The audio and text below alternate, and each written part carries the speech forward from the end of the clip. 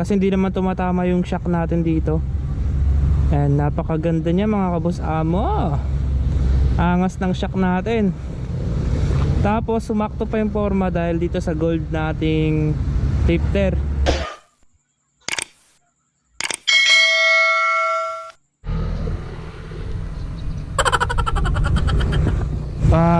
Alright, good morning mga boss. Welcome back dito sa ating YouTube channel. So today's vlog ay kakabitan natin ng KYB shock ang ating Yamaha SA. Pero bago yun mga boss, kung mahilig kayo sa mga ganitong klaseng video, please subscribe and hit the bell icon para palagi kayong updated sa mga video ay i-upload natin tulad nito. So ayun na nga, KYB shock i-install natin dito sa ating Yamaha SA. Pero bago yon, pupuntahan muna natin yung ating shock doon sa Posh Motorcycle Shop. So shoutout pala doon mga boss, kasi sila yung mag-i-sponsor sa shock ng ating Yamaha SA. So ito yung ating shock dyan sa rear shock. So stock pa yan mga boss. Kung mapapansin nyo, kinakalawang na yan. Yan, may mga kalawang na yung ating rear shock. Pati yung kabila natin, kinakalawang na rin yan. Ayan, kaya buti na lang may magbibigay sa atin ng shock, di na tayo bibili. So makakatipid tayo mga boss. Ayun, bali pupunta muna tayo doon sa kanilang shop. So ginawa ko lang muna yung intro dito para mas maganda, mas matahimik kasi sa lugar na to. So pupunta pa ako ng Fairview, tas QC. Ayan, medyo maano pa biyahe natin, malayo pa tayo. So ayan mga boss, 1 oras pa tayo pa biyahe. Tara.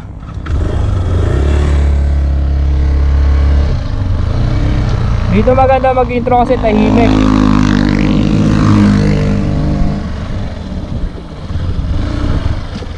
Mga boss, bali update ko na lang kayo maya maya kapag dating natin dun sa kanilang shop. So ngayon babiyahe muna tayo. See you mamaya mga boss. Let's go. Alright mga boss, so malapit-lapit na tayo. Ito na yung pupuntahan natin, 388 Quezon Ave. Ay, 2 minutes na lang, nandun na tayo.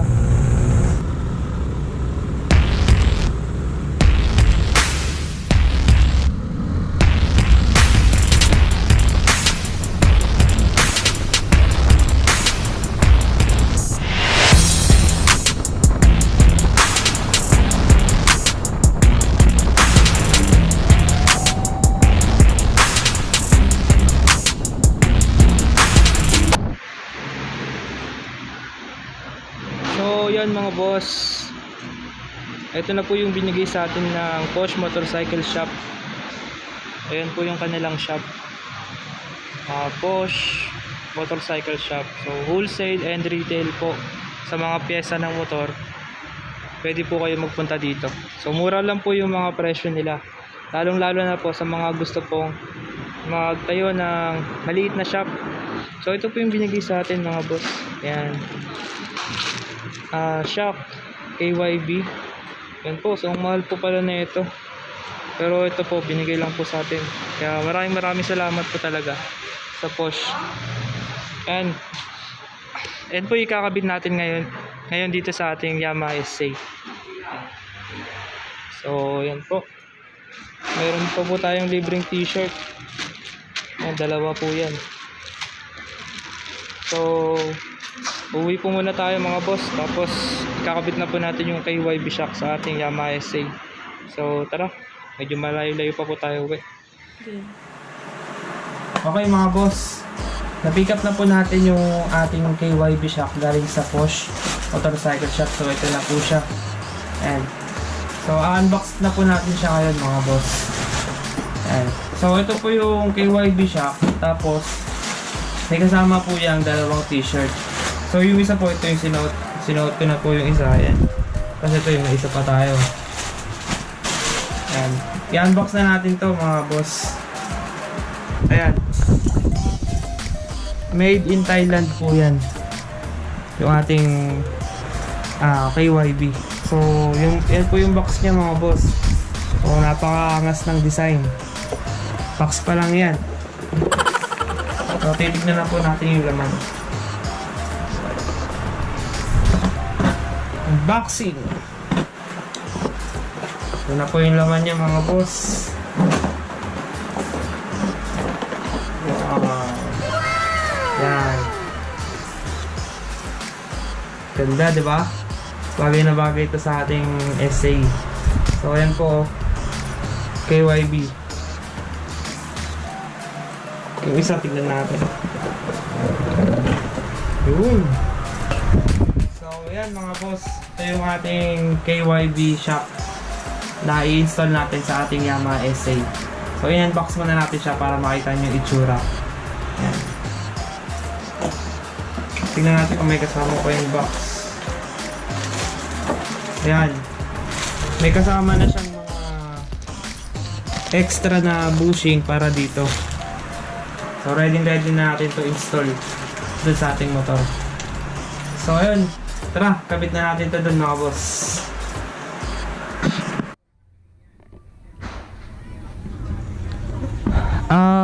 Alright mga boss. Ito na po yung ating KYB rear shock para sa ating Yamaha SA. So, ngayon na po natin siya i-install. Ito ating KYB shock mga kaboss amo. Ginamitan ko na siya ng lifter or extension. And so kasi ang ating yung binigay sa atin ng KYB ay 330mm lang. Ang ating stock na shock para sa ating Yamaha SA ay nasa 370mm yung kanyang sukat. So pag kinabit natin to, baka manibago ako kasi medyo bababa yung ating motor. Kaya meron naman akong stock na extension. Ayan. Kaya kinabit na natin siya. So di bali install na natin yan ngayon dito sa ating motor. Syempre tatanggalin natin to. Tanggalin natin muna yan para di tayo mahirapan. Tapos tatanggalin natin tong cover. Ayan. Then sa kabila naman, yun din yung tatanggalin natin. Itong cover at ito yung ating ginawang suporta para sa ating GB box bracket. Ayan. So ayan, ganda ng ating shock. Binigay sa atin nga pala to ng Posh Motorcycle Shop. Shoutout po sa inyo. Thank you. Alright mga boss amo. So tara, tanggalin ko muna to. Yung mga cover dito, yung mga dapat tanggalin. Tapos balikan ko kayo. So yan mga boss amo, natanggal na po natin yung ating mga side cover. Ayun yung ating mga side cover. So hindi ko na po muna tatanggalin yung ating ginawang bracket para sa ating carrier. So titignan ko po kung makakabit ko na yung ating shock kahit hindi na tatanggalin. Ayan, so actual ko na po siya gagawin. Ipapakita ko na po siya sa inyo ngayon. So tara po, kabit na po natin.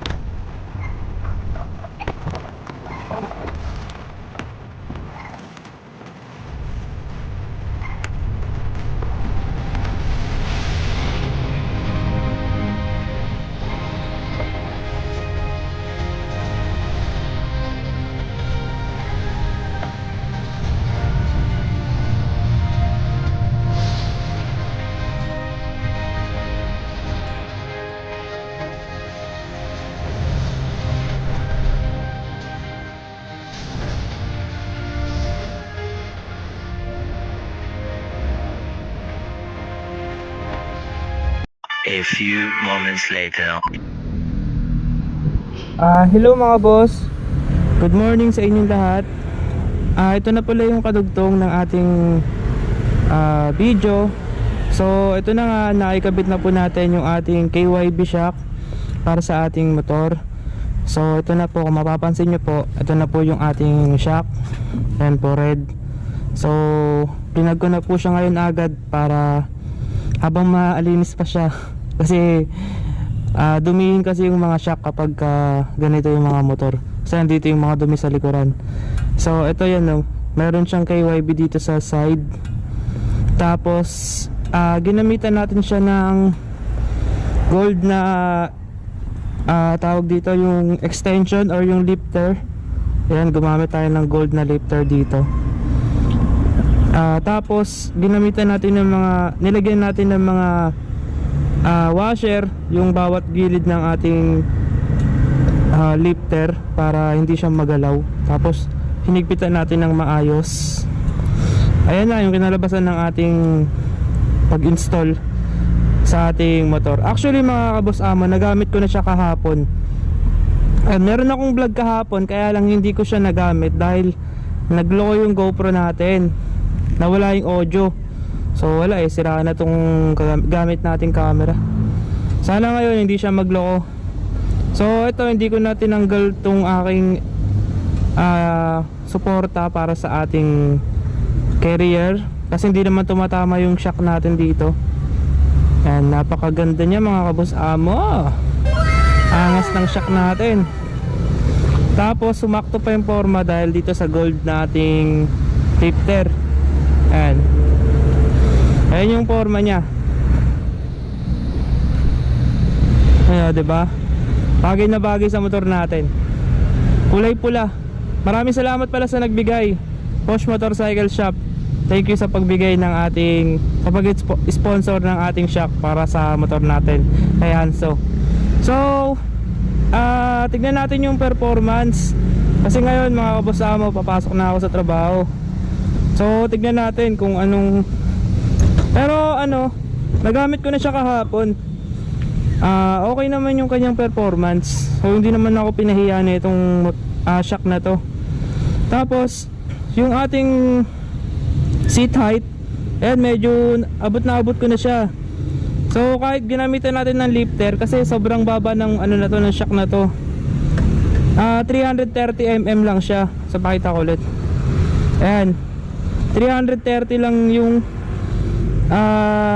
size ng ating shock yung binigay sa atin.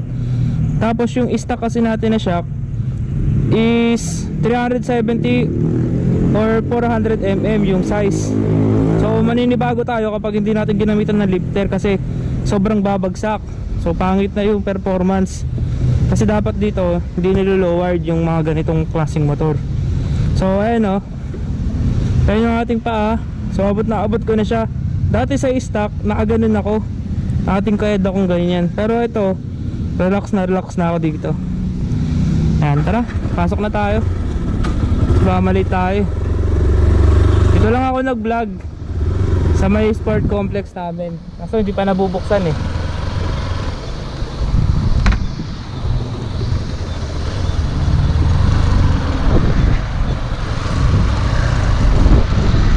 Ayan, kasama ko kayo sa trabaho namin. Trabaho ko pala. So ayan, kung sakaling nakaangkas kayo dito, ayun, mararamdaman nyo yung ganda ng niya, suspension niya. So yung stock, wala naman tayo problema sa stock. Maganda rin yun. Kasi syempre gusto lang natin mag-try kasi yung stock natin pinalawang na. So medyo nakakasira siya ng forma sa motor kasi syempre makalawang na. Tapos lalo pa yung kakalawangan kapag inuugasan natin lagi yung motor natin. So kaya ito, buti na lang may nagbigay sa atin ng shock. Maraming salamat talaga sa nagbigay. Posh Motorcycle Shop, shout out. So yung location nila, nasa sila, Quezon City, Quezon Ave. Andyan sa ating screen yung kanilang address. So yan, balik tayo sa ating shock. Ayan So wala naman siya pinagkaiba sa stock. Halos halos pareha sila. Kasi yung mga KYB shock, mga kabasamo, OEM ang tawag dyan, o yung parang original din siya na stock parts. So marami ring brand na mga motor na kumukuha sa KYB, ginagamit yung kanilang product.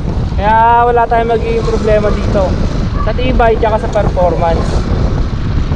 Ang price naman na ito mga kabasamo, hindi ko kasi alam yung exact price, pero ang pagkakarinig ko nasa 2.5 kapag yung ganitong klaseng shock ang binigay sa akin. Kasi yung akin premium yung tawag nila. So, siguro meron silang ordinary mas mura. Kahapon kasi mga kabasamo, nailang ako i-vlog kasi nga umuulan-ulan, so baka mabasa yung camera natin, masira. Kaya ngayon ko na siya dinugtungan. So ngayon, ano na ngayon eh, anong araw na ba yun? 19. 19 nga ba? 20 na pala mga kabasamo.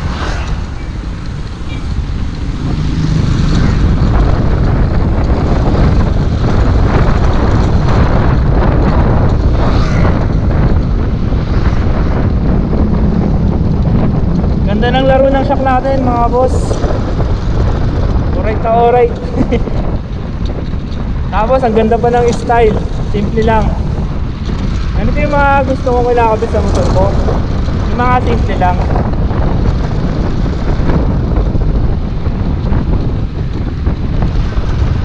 Ayan, dito tayo pumapasok sa anong lugar na ba ito? Bulak. Nasa Bulak na tayo. Bulacan. Hindi naman ako nahihirapan dito mga boss. Actually mas lalo siyang relax. Mas lalo siyang naging relax. Sakyan. Kulang na lang sa motor ko yung handlebar. Sana may magbigay. Gusto ko palitan ng handlebar to eh. Yung medyo wide, tapos medyo mataas. Tignan natin kung bagay.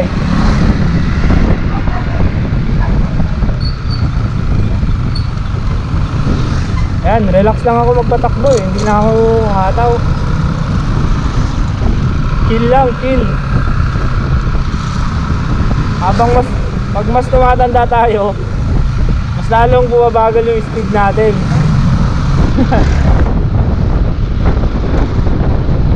Nga pala yung natin, speed meter natin. Ito, hindi natin makikita kung gaano kabilis na tayo. Pero chinek up ko na tong motor ko, putol lang yung kable. So madalas maputol yung kable kapag ganito yung mga motor Yamaha SA. Hanap tayo ng kable na ito. Alright mga boss, habang binabiyahe ko pala to, thank you pala sa lahat ng nakasuporta palagi sa ating channel, pati sa Facebook page natin. Maraming salamat po sa inyong lahat mga kaboss amo. Sana po wag kayo magsawa at abangan nyo pa yung mga video na i-upload natin. So marami pa tayong i-upload, lalong lalo na dito sa mga ginagawa natin. I-share ko sa inyo. Tapos yung mga bagong labas na motor, pupuntahan natin yung mga yan. Tapos nga pala mga kaboss amo, gusto ko pala sabihin sa inyo na kapag meron kayong motor or meron kayong gustong ipa-review sa akin, so pwede nyo ipahiram sa akin yung motor para ma-review lang natin kahit mabilis lang. Gusto ko lang dagdagan yung ating mga review. Gusto ko kasi yung actual na nagagamit ko para naririnig yung makina, tapos nalalaman mo yung performance. Kasi sa kasa, pag nagbablog ako, hindi natin siya napapaandar, diba? Siyempre dapat pagka nire-review natin, dapat maganda kung napapaandar natin para nakikita rin natin yung mga ilaw. So sana pag may mga gusto kayong ipa-review sa akin, tapos medyo malapit lang kayo, dito lang ako sa Sabang Palay, Bulacan. Ito lang yung location ko. Baka gusto nyo ipa-hirap yung mga motor nyo.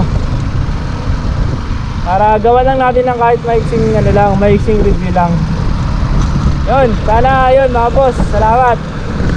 Advance thank you sa mga papahiram ng motor. Kung gusto ka lang mga experience ng mga iba-ibang klase ng motor, kasi wala, hindi na tayo makakabili ng motor. Ito na yung pinakalas na motor ko sa tingin ko. Sana lang mga boss, may mga magpahiram sa atin, no? Tuwing schedule natin, tuwing Sunday, ganyan. Kasi pag Sunday lang ako walang pasok. Tapos sana malapit lang. Dito lang, bandang Bulacan lang sana, mga subscriber natin sa Bulacan. O kaya mga kabusamo, kung nasa ano kayo, kung nagtatrabaho kayo sa mga dealer ng motor, baka may mga gusto kayong ipa-review sa atin, i-review natin yan. Basta medyo malapit lang. Kaso yung ibang kaso sarado kapag Sunday, sayang. Yung iba lang yung mga nagbubukas pag linggo.